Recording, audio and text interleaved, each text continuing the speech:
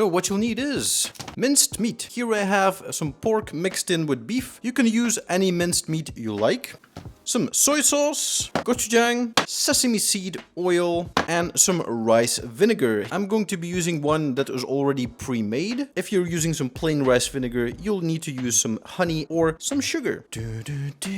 Take a stainless steel pan and put it on a fire. Add a little bit of oil, just like a smidge, just to cover it, because your meat will already have all of the fat. Once the pan is nice and hot, add in your meat. Press it down a little bit.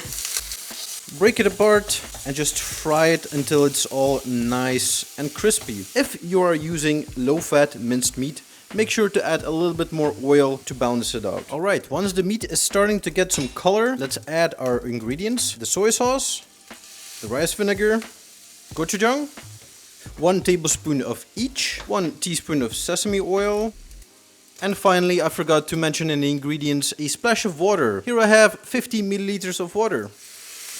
And give everything a real good mix so that the pan deglazes and all of the beautiful flavors get combined. I'm going to add another 50 milliliters because it's a little bit too thick for me still, and let everything reduce on a medium fire. And there we go, the sauce has incorporated nicely. You can eat this with pretty much anything you like. I usually like this with some potatoes and green beans, but you can perfectly eat it with some rice and some broccoli or beans or whatever you like. Just make sure to add some veggies to it.